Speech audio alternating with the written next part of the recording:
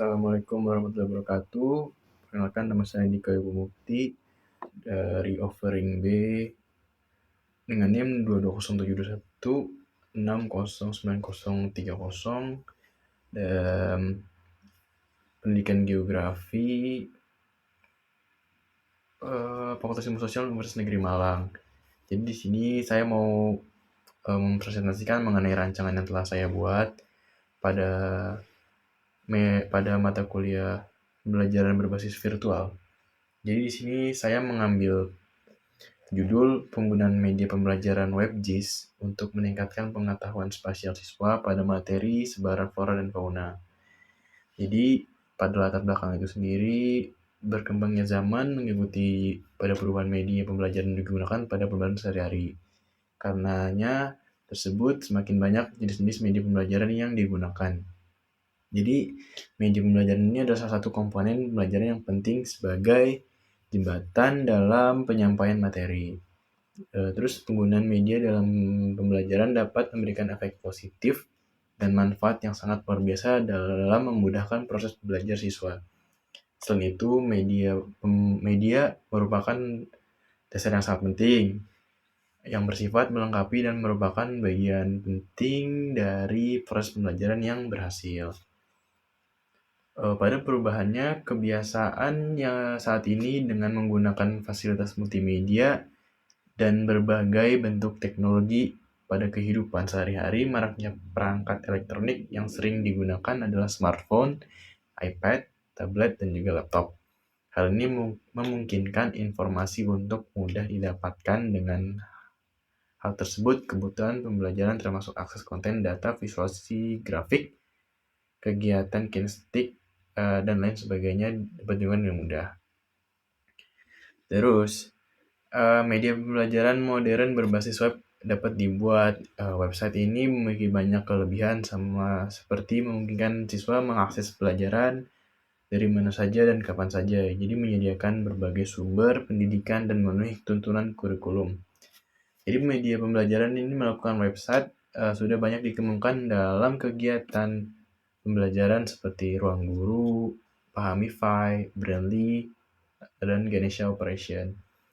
Salah satunya dengan menggunakan media pembelajaran digital seperti WebGIS atau sistem informasi geografis berbasis web. Jadi pada komponen yang ada di dalam WebGIS ini bersifat saling terkait sama seperti desain grafis pemetaan, peta digital dengan analisis geografis, pemrograman komputer, dan database yang terhubung menjadi satu bagian web, desain web, dan web pemetaan. Selain itu, WebGIS adalah teknologi geospasial yang menggunakan geoinformasi pada sistem informasi geografi digital. Ini digunakan untuk mengumpulkan, memproses, menganalisis, menafsirkan, memvisualisasikan, dan mengkomunikasikan data.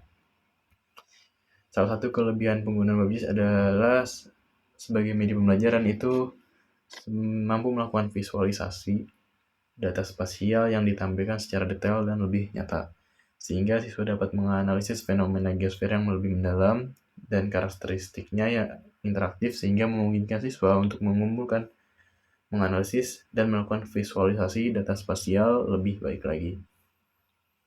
Nah, untuk tujuannya sendiri, penggunaan WebGIS ini sebagai media pembelajaran memiliki banyak keuntungan. Ini memungkinkan siswa untuk mengumpulkan, menganalisis, dan melakukan visualisasi data spasial. Berdasarkan penjelasan tersebut, urgensi dari rancangan ini untuk mengembangkan media pembelajaran WebGIS pada materi sebaran flora fauna di Indonesia dan menargetkan kepada siswa SMA pada penggunaannya untuk meningkatkan kemampuan berpikir spasial dalam mencapai tujuan pembelajaran geografi. Untuk metode yang saya gunakan pada rancangan ini, yaitu metode dengan rancangan ini menggunakan metode yang pembuatannya menggunakan website GIS yang dikembangkan pada materi persebaran flora dan fauna di Indonesia. Untuk output dari rancangan produk pembelajaran ini yaitu dapat berkesan bagi siswa, dapat digunakan secara mandiri untuk belajar, dan guru untuk menggunakan kegiatan belajar dan mengajar. Dengan menggunakan model pengembangan AD atau Analysis, Design, Development, Implementation, Evaluation. Jadi model pengembangan ini digunakan karena dianggap memiliki pedoman yang lebih mudah dipahami dan membantu perancang membuat produk yang lebih efisien.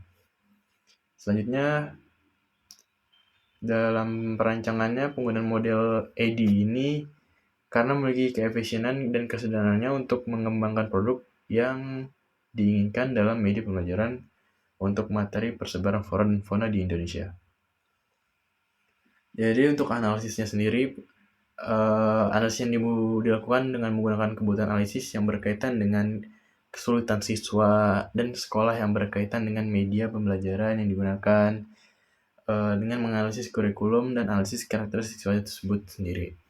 Untuk desainnya sendiri, tahap ini lanjutan dari analisis.